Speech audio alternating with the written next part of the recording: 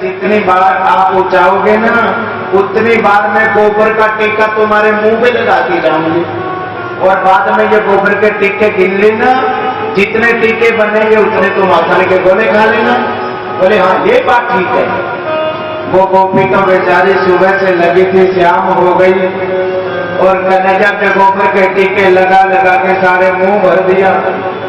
मैया ढूंढती आई कन्हैया को और ले गई पकड़ कर, लाला तेरे को गोबर गणेश किसने बना दिया? जल्दी जल्दी में पकड़ के सारा मुंह धो दिया कन्हैया का। कन्हैया कहते अरे मैया सारा हिसाब चौपट कर दिया तूने। बोले काहे का हिसाब? अरे मैया जितने गोबर के टीके लगे थे ना उतने माखले के गोला खाने को मिलते मेरे को। वो गोपी जो गोबर लेके गई है सुबह से। मैया कहे हे भगवान अपने घर में 9 लाख गैया हैं फिर भी ये सारा दिन माखन का ही रोटी बना रहे हैं। और कन्हैया कहते हैं कि मैया जो ये गुजरिया है ना, गुजरियों की छाछ भी बड़ी मीठी लगती है, माखन की तो बहुत दूर की बात है, छाछ भी बड़ी प्यारी मीठी लगती है। देखो जो संत महात्मा हजारों वर्षों तक जिस ध्यान में बैठे रहते हैं उन महात्माओं को कभी दर्शन देने के लिए जाते नहीं है। और धन्य है वो ब्रिज की गोपियां, वो ग्वार गोपियां, उनके माखन के गोले के ऊपर ठूमके मार मार के नाचते हैं मेरे प्रभु। गोपियां कहती है लाला जरा एक बार ठुमका मार के दिखा दे, माखन का गोला खिलाऊं। और गोपियों की तो छाछ भी मीठी लगती है। और कन्हैया क्या कहते हैं?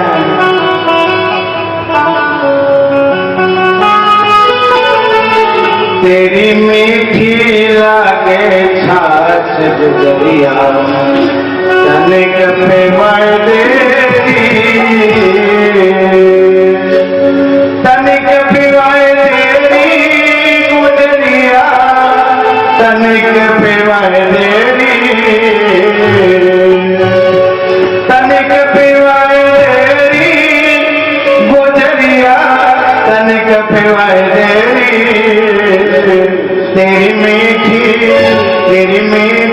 लागे छाछ तनिक पिवाए तेरी, तेरी मीठी लागे छाछ तनिक पिवाए तेरी, तनिक पिवाए तेरी गुजरिया तनिक पिवाए तेरी,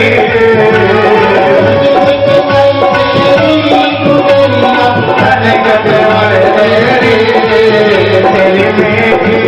तेरी मीठी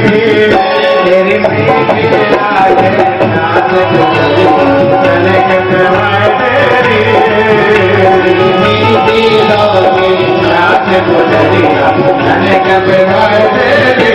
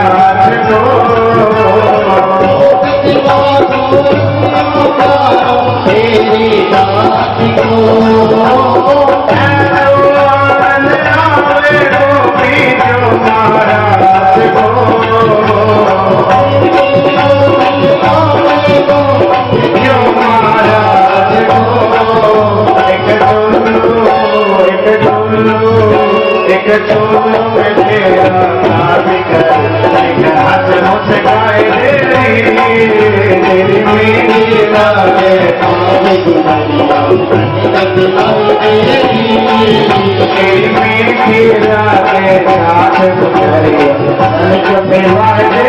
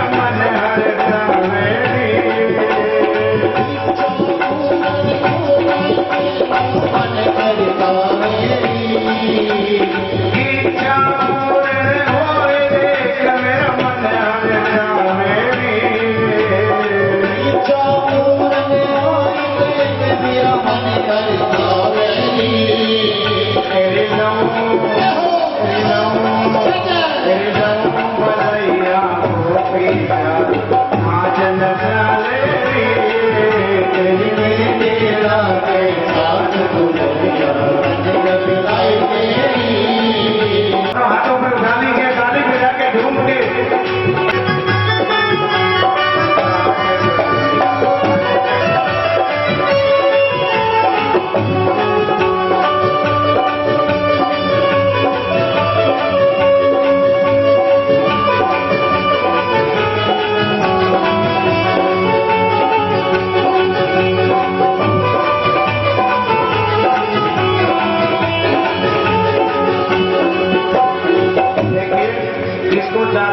होती है जिसको खुशी है वो नाचता है, जिसको खुशी होती है। जिसको खुशी नहीं है वो नहीं नाचेगा। आनंद लेने का भजन है। दोनों हाथों को उठा के ताली बजा के झूम के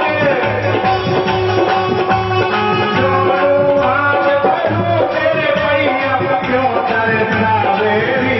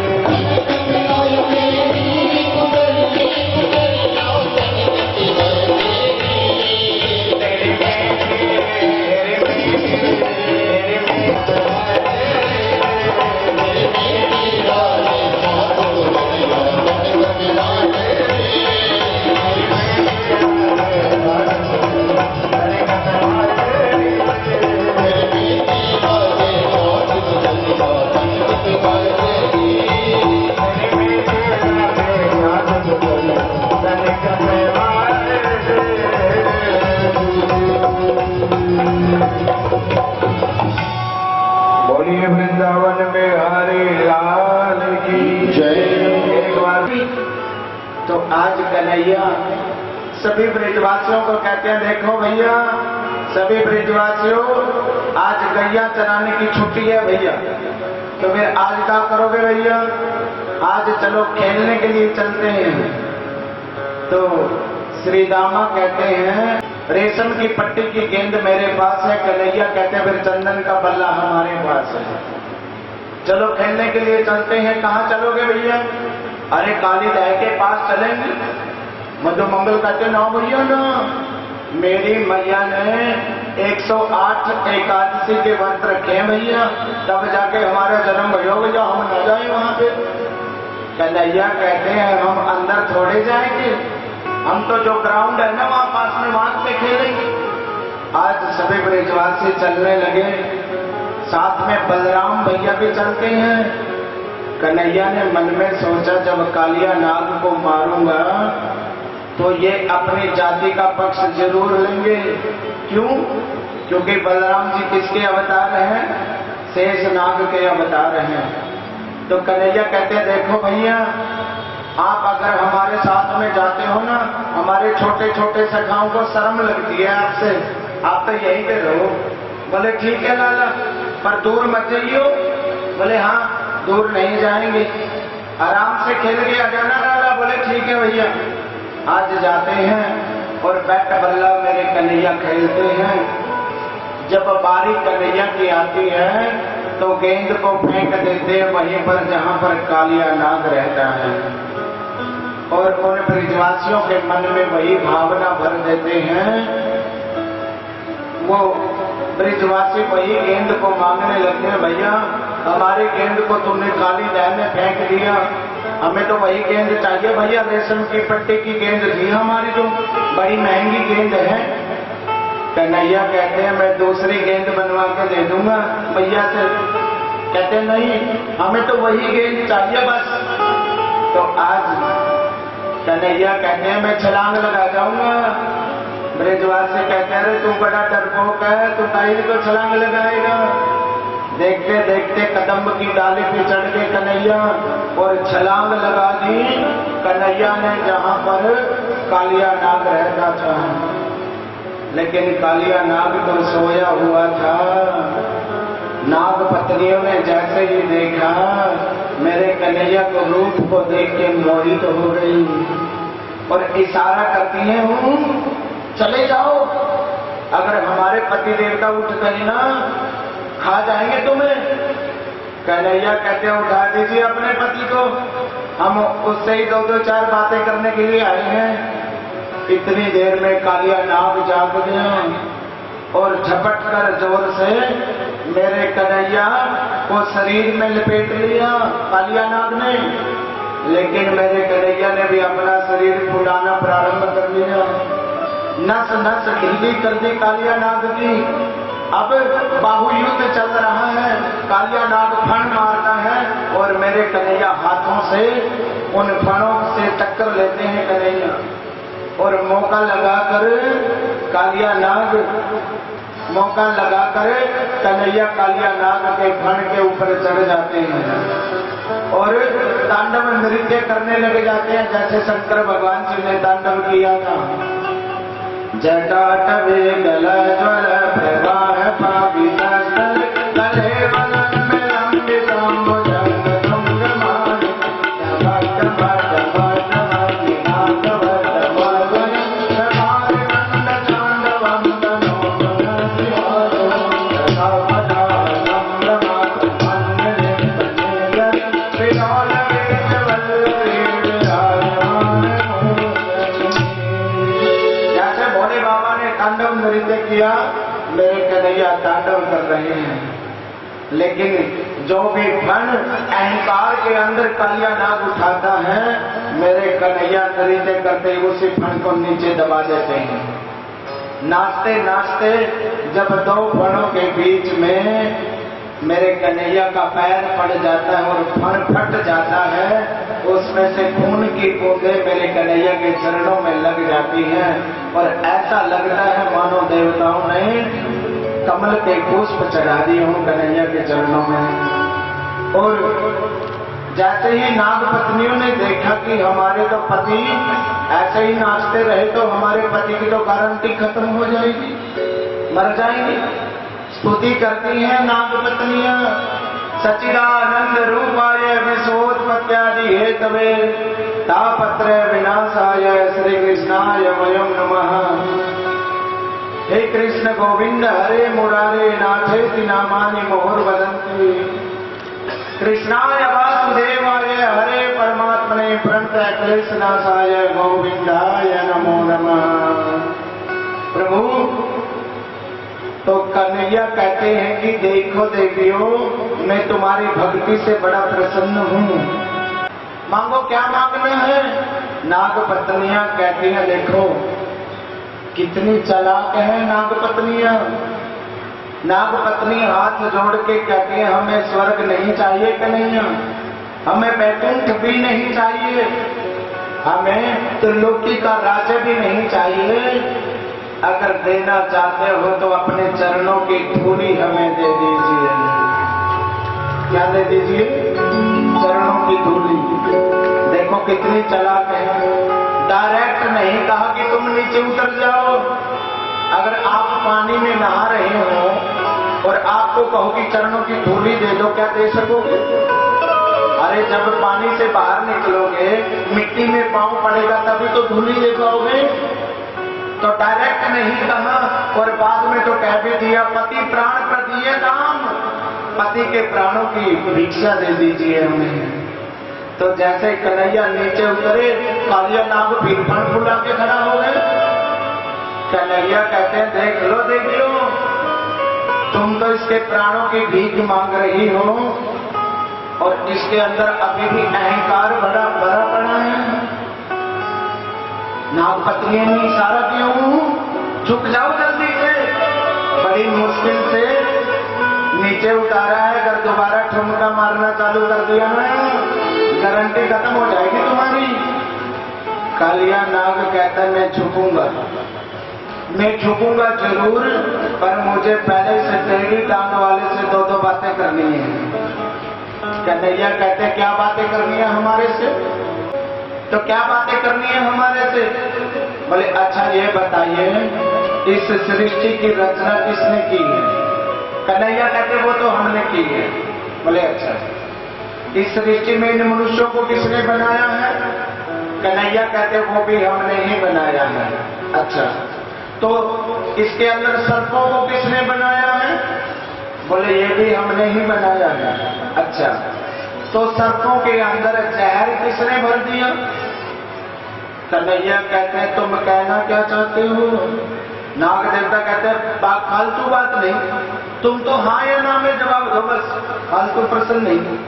कन्हैया कहते हैं वो भी हम ही ने भरा है।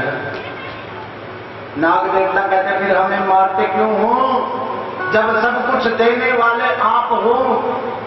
सर्पों को आपने बनाया, इसमें जहर आपने भर दिया, तो इसमें हमारा क्या कसूर है? हमारे पास में तो कोई आएगा तो हुंकार तो हम मारेंगे, हमारा तो स्वभाव है ये। तो गलती तुम्हारी है, हमारी नहीं है। अरे आज तूने हमारे मुंह में जहर भर दिया, हम जहां पे भी जाते हैं वहीं कोई न कोई लाठी मार के हमें कुचल देता है हमारे मुंह को। अगर तुम जरा सा अमृत की बूंदे हमारे मुंह में डाल देते जहर की जगह, तो हम भी घर घर में पाले जाते, हमारे से भी लोग प्यार करते, हमारे से भी दुलार करते। और तुमने जहर भर दिया, जो भी देखता है वही लाठी मार के हमारे मुंह को कुचल के फेंक देता है। तो कन्हैया कहते हैं मैं तुम्हें मार नहीं रहा, मैं तो तुम्हें ये कहता हूं कि जो मेरी यमुना है ना वो है भक्ति, और मैं नहीं चाहता कि मेरी भक्ति में कोई गंदगी मचाता है ना तो मैं उसको निकाल के बाहर फेंक देता हूं। देखो जो यमुना है भक्ति, और गंगा है ज्ञान, और सरयू है वैराग्य। यमुना जी के किनारे जो वृंदावन का धाम है वो है भक्ति प्रधान भूमि, और गंगा के किनारे जो काशी नगरी है वो है ज्ञान की भूमि, और सरयू के किनारे जो अयोध्या नगरी है वो है वैराग्य रूपी भूमि। और कन्हैया कहते हैं ये यमुना मेरी भक्ति है और मेरी भक्ति को आप दूषित मत कीजिए, मेरी भक्ति को छोड़कर चले जाइए, यहाँ से यमुना को छोड़ दीजिए। तो आज वो कालिया नाग मेरे गोविंद को चरणों में प्रणाम करते हुए अपनी पत्नियों सहित आज यमुना जी को छोड़कर चला जाता है, रमणक द्वीप में है। सुखदेव स्वामी कहते हैं राजा परीक्षित ये कालिया नाग यहाँ पर छुप के रहता था, गरुड़ से डर के मारे, और कालिया नाग कहता मैं चला तो जाऊंगा पर जो तुम्हारा वाहन है ना गरुड़ वो मेरे को खा जाएगा। कन्हैया कहते अब तुझे गरुड़ कुछ नहीं कहेगा क्योंकि अपने चरणों की सरकारी मोहर तेरे माथे पर हमने लगा दी है। बलवान के बिहारी लाल की अब तुझे कुछ नहीं कहेगा गरुड़। तो जैसे ही आज कालिया नाग तो पत्नियां समेत चला गया, लेकिन कहते हैं यहाँ पर कालिया नाग छुप के रहता था गरुड़ से, और ये बात गरुड़ को श्राप लगा हुआ था कि वो यहाँ पर नहीं आ सकता था। ये बात केवल कालिया नाग को ही पता थी। क्यों महाराज श्राप कैसे लग गया? एक बार एक सोबरी ऋषि तपस्या कर रहे थे, वहां पर कुछ मछलियां आपस में खेल रही थी, और वहां पर गरुड़ जी जैसे आए तो सोबरी मछलियों को खाने लग गई। सोबरी ऋषि ने समझाया रे गरुड़ यहाँ पर बैठकर हिंसा मत करना, अगर ऐसे हिंसा करेगा तो मैं तुझे श्राप देता हूं। आज के बाद जब गरुड़ फिर भी नहीं मानता है और मछलियों को खाने लग जाता है, मछलियों का जो पति था उसको खाने लग गया। सोबरी ऋषि ने गरुड़ को श्राप दे दिया, रे गरुड़ मैं तुझे श्राप देता हूँ, आज के बाद यदि तू यहाँ पर आएगा अपने प्राणों से हाथ धो बैठेगा। बलवान के बिहारी लाल की जय। तो गरुड़ जी वहां पर नहीं आ सकते थे, और ये कालिया नाग छुप के रहता था वहां पर। आज कालिया नाग का उद्धार कर दिया भगवान ने, और आज मेरे कन्हैया ने पहली बार अपनी गैया चराते हुए आज पहली बार अपनी बांसुरी को बजाया है। आज वेणु गीत आज कन्हैया अपनी बांसुरी पर बजाते हैं, और जैसे कन्हैया बांसुरी बजाते हैं और गैया भी घास खाती खाती यमुना जी के किनारे कन्हैया खड़े हैं और बांसुरी बजा रहे हैं, और कन्हैया के बांसुरी को सुनकर वो गैया घास को चबा ही नहीं पाती, चित्रलेखी खड़ी हो जाती हैं, और बछड़े तो पूंछ उठाकर भागे आते हैं, दोनों कानों को उठा के आते हैं, कहते हैं कि लाला क्यों बंद कर दी है बांसुरी, बजाइए ना। और यमुना जी के अंदर तो बाढ़ ही आ जाती है, और जो यमुना जी के किनारे जो वृक्ष खड़े हैं वो सोचते हैं कि हम कन्हैया के चरणों के साथ में कैसे जाएं, कैसे उनके पास में जाएं। तो यमुना जी में जब बाढ़ आ जाती है तो वो वृक्ष अपने आप को हिला देते हैं, और जो उनके फूल हैं वो नीचे यमुना जी में गिर जाते हैं, और वो फूल जाते हुए कन्हैया के चरणों को स्पर्श करते हुए जाते हैं। और वृंदावन के जो वृक्ष हैं वो भी पिछले जन्म के संत महात्मा हैं, और जो पक्षी हैं वो भी पिछले जन्म के संत महात्मा हैं। आज वो भी आज कन्हैया की बांसुरी को सुन रहे हैं, और कहा भी गया है वृंदावन के वृक्ष को मन मन जाने को,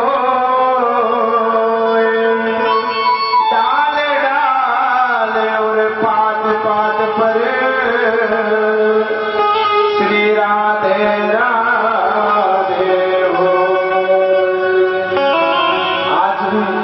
वृंदावन में किसी भी गली से निकल जाओ, एक ही आवाज आती है। क्या आवाज आती है वृंदावन से? बोलना जरा, जोर से बोलो ना, मुझे ऊंचा सुनाई पड़ता है। एक बार और, राधे राधे राधे राधे सुनाई पड़ता है आज भी हर गली से। भक्ति मैया आज भी जवान है इस घोर कलयुग में भी। तो आज जैसे ही कन्हैया बांसुरी बजाते हुए आते हैं, शाम के समय में गोपियां अपने अपने घरों से बाहर निकल जाती हैं और कन्हैया को कहती हैं, अरे लाला, जब हम भोजन बनाए ना तब बांसुरी मत बजाया करो। कन्हैया कहते हैं, अगर गोपियों भोजन बनाते समय बांसुरी सुन लोगी ना तो खट्टा भोजन भी मीठा रह जाएगा। कन्हैया गोपियां कहती हैं, खट्टा मीठा तो बाहर में गयो, बन ही ना पावे। बोले क्या बात, बन ही ना पावे? बोले हाँ। गोपियां कहती है, जब हम भोजन बनाती है ना चूल्हे के अंदर आग जलाकर और तुम उधर से बांसुरी बजाते हो तो जो सूखी लकड़ी है ना उसमें से भी पानी टपकने लग जाता है और सारी आग बुझ जाती है, खाना बन नहीं पाता और सासू जी फिर गालियां सुनाती हैं। कन्हैया कहते हैं, ऐसी बात है क्या? बोले हाँ। श्रोताओं, कान्हा की बांसुरी में वो जादू है जिसका कोई